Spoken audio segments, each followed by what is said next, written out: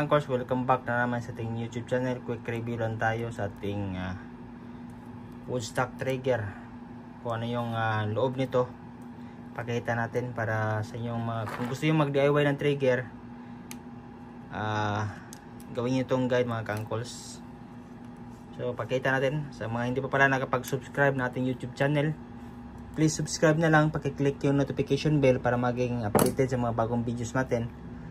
Kasi kung may bagong upload tayo na videos, tapos naklik mo yung notification bell, bibigay ng notification sa iyo na mayroon tayong videos para maging updated ka din mga ka-angkors. So pakita natin yung kanyang function. So ito ay pang woodstock trigger, adjustable yan ang kanyang power.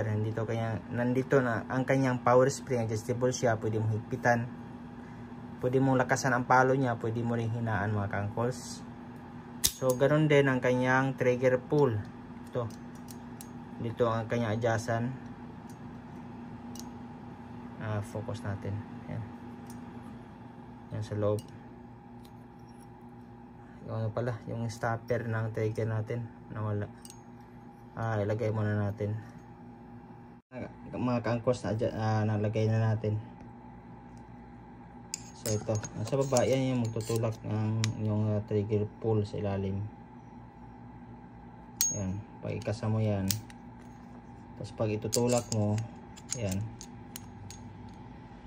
yung magtutulak sa trigger mo, atras siya. Bali, kukunti na lang yung space niya para pag kalabit mo, kunti na lang yung kakapit.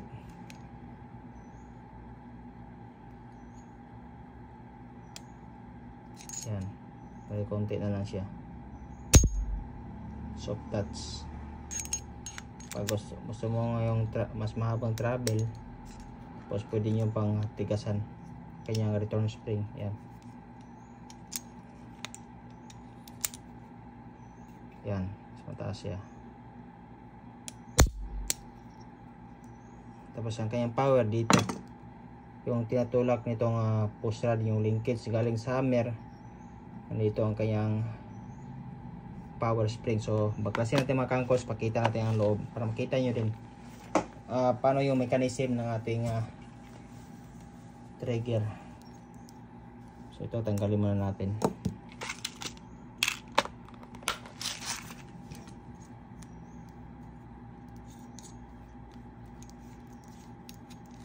Ito kanyang power housing.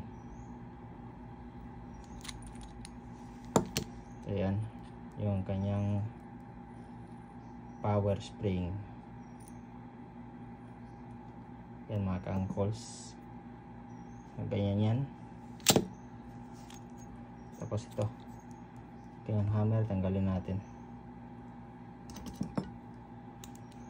So na kayo how much mga ka-angkors, follow nyo lang yung description below. Nandyan yung link natin ng ating Lazada, Shopee mga ka-angkors. Yan mga ka-angkors, ang kanyang hammer.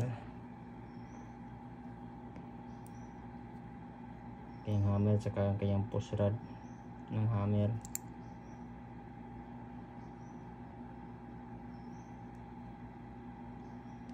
Maganda, napaka-komportable hawakan. So ganyan, pagtulak mo, babaon yan habang tutulak ng spring. Tapos ang kanyang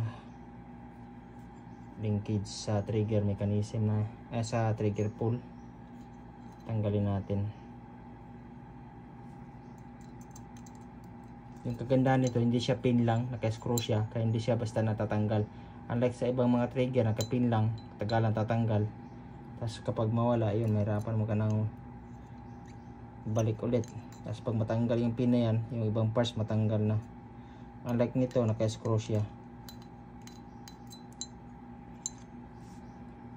Kaya ahanin mo yung mura kung hindi naman quality. Ganun din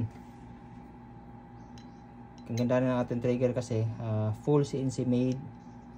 Tapos internal pads is stainless steel. Ito, trigger pull stainless. Hammer natin stainless din yan.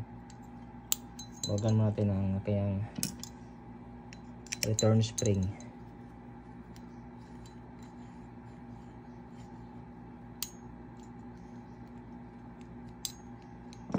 malambot na.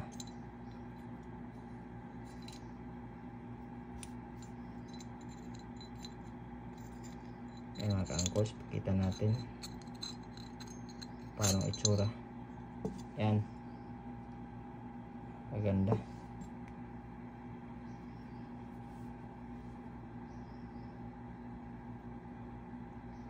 Yan mga ka-angkors, kayang linkage papuntang trigger pull.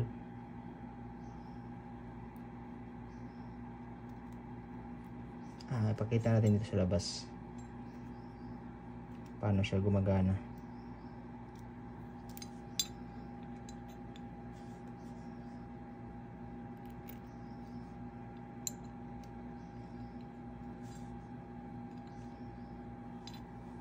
Ay, bigla pwede.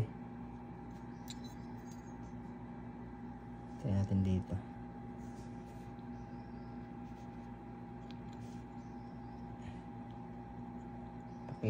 Pakita natin paano yung function niya mga ka-angkors. Para kapag gagawa kayo, meron kayong guide.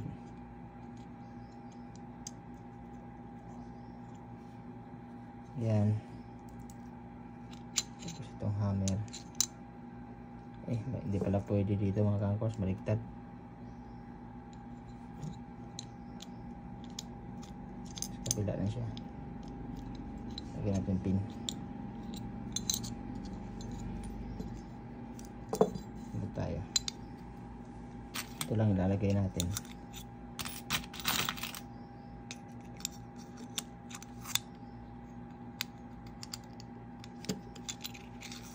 Yan. Tapos ito yung mga ka-angkors, kabit natin.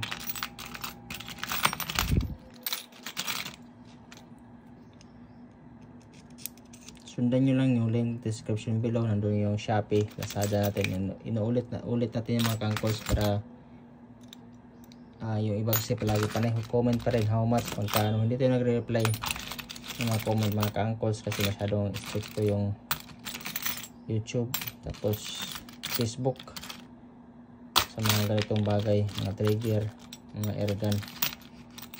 Kaya sundan nyo lang yung link description kayo below, doon kayo mag-message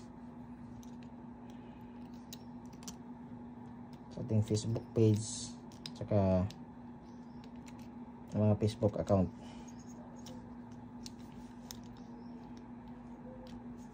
Yan mga ka-angkors, yan sasabit. Pag hilain mo yan, bali pag hilain mo to, yan sasabay yan. Tapos bibitaw na siya, papalo kasi ito nakatulak to. Try natin. Tapos ito, tapos ipapalo naman siya return spring. So pagkasama ulit, sasabit siya pa. Yan pa. So pagkalapit mo, yan, ganoon naman siya ulit. So stainless yan mga ka-angkors, kaya iwas kalawang. So ilapit natin. Tapos yan, power niya. Yan, nakatulak ng spring. Tapos ikakasama ngayon. Pagkasama, pag bitawan mo, sasabit siya dyan. Tapos pag kalabit mo, bibitaw siya, papalo siya. Yan mga ka-angkors. So kapag gusto mong mag DIY, meron tayong ganitong klase naman, yung isa naman. So sold out yung isang trigger natin. Ito mas simple siya. Yung linkage niya isa lang. Yan, diretso na siya. Ito yung yung trigger. Isa lang yan. Mas madali siya. Ito kasi sinadya yan kasi yung Phoenix 3 medyo malayo. Pinakompact natin kaya merong ganyan. Ito naman. Simple, napaka-simple lang. Ito, nakano yan. Yan. Naka-spring yung power niya. Pag kalabit nyo, yan, ito naman nakatulak palagi. Pag kalabit mo, dyan sasabit siya. Tingnan mo mga ka-angkors. Yan, sabit siya. Tapos pag kalabit mo, bibitaw na yan. Hawakan natin. Bibitaw na yan. So mga ganito, meron tayong mga CNC made nito. Ito kasi steel to. Pang budget mo na trigger. So meron tayong ongoing ano din nito, CNC made. Pero sa mga parts, meron tayong mga stainless yan. Mga hammer. Saka trigger pull. Meron tayong mga ka-angles. So ito, yung kanyang trigger pull, ito yan. So ito, pinagkabihan lang nito, ito steel. Yan o, steel. Ito kasi stainless. Available yan sa ating Lazada at saka Shopee, mga ka-angles. Yan kanyang trigger pull. Tapos ang kanyang hammer. Yan.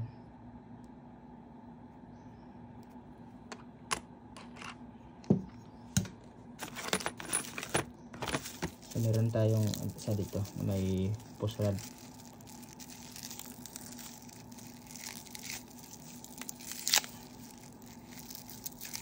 Yan mga ka-angles, patulak yan. Ito yung magtutulak sa power spring, mga ka-angles. So wala problema pag Phoenix receiver, meron tayong mga yan, mga parts na pwedeng pumalit. Kaya hindi ka magproblema kung meron kang parts na papalitan. Meron tayong mga spare parts, mga ka-angles. Yan importante. So yan, ikabit natin ulit ang ating trigger. Gawin natin itong mga ano.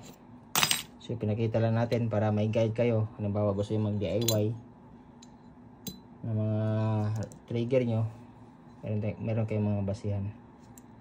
So kabit muna natin itong kanyang trigger pull assembly.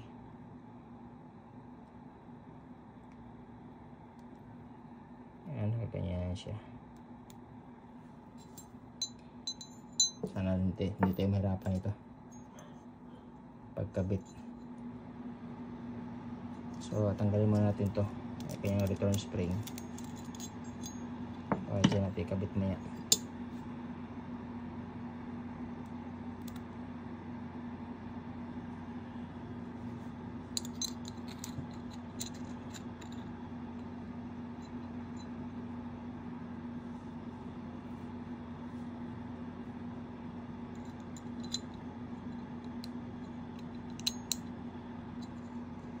Pasok muna natin sa butas. Ka-angles.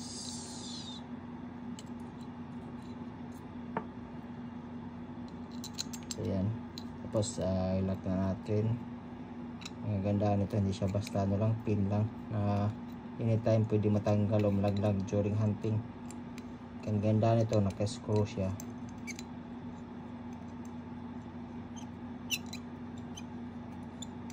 So ulitin ko nga, mas mahal sa Lazada natin saka Shopee kasi meron niyang charges sa Lazada saka Shopee. So minsan lalo na pag may mga sales, sa inyo makalis kayo, pero sa aming mga sales, sa amin bawas po yun. Minsan abot ng 21%, 25% yung bawas. Minsan wala nang kinikita, si Lazada lang yung kumikita, di kaya Shopee. Kaya yung ginagawa ng mga seller sa Lazada saka Shopee, tinataasan nila yung ano, yung presyo. Yan mga ka-angles. Tapos balik na natin ang kanyang power spring. So ito pala, nalagyan ng washer yan kasi yan yung tutulak ng ating adjustive power adjuster. Tapos yung spring natin, may flat spring yung gamit. Kaya di siya basta-basta na di-deform, kaya nawawala yung ano niya, yung spring function. Yan palagi yan, kahit palagi nakatulak yan, yung ganyan lang palagi yung kanyang size, hindi siya basta bumabalik or kaya nagsishrink. So balik na natin.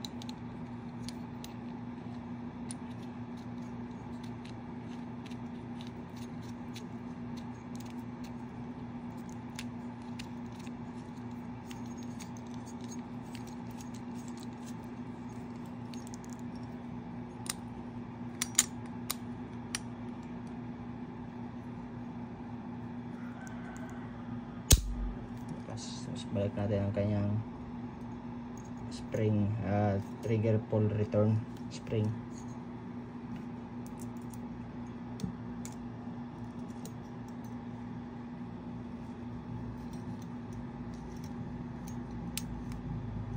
Sorry, nalaglag.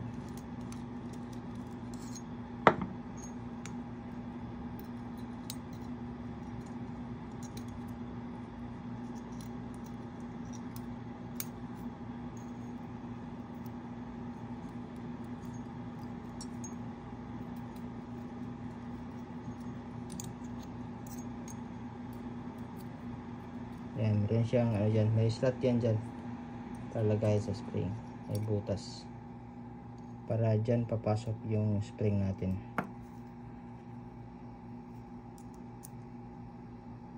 Kaya medyo mabusisi mga ka-angkles.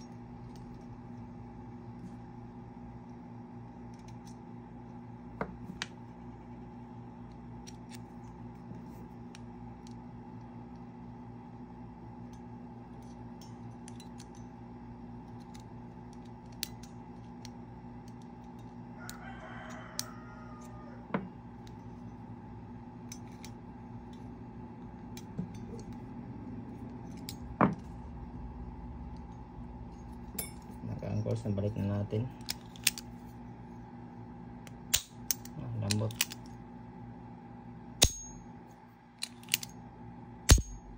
Pag gusto mo pang lambutan, i-adjust mo lang ito sa baba. Tapos ito, hinaan mo kanyang spring.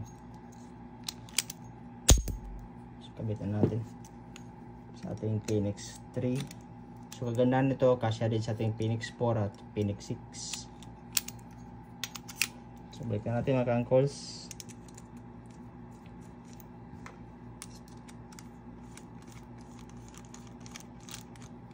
So yan ating class woodstock trigger. So dalawang klase itong CNC made. Yung isa medyo mas malaki, pero kasya din para dito, pati yung tactical trigger natin. Kasya din sa Phoenix 6, Phoenix 3, Phoenix 4, kasya lahat. Pati itong trigger natin, kasya din lahat yan sa ating mga receiver mga ka-angkles. Yun ang kaganda ng Phoenix receiver kasi plug and play lahat ng parts. So yun mga ka-angkles, hanggang sa muli, gawa natin ng videos yung mga ibang trigger natin mga ka-angkles. Please subscribe na lang at para maging updated sa mga bagong videos natin. Phoenix, yan ang ating logo. Thank you mga ka-angkles.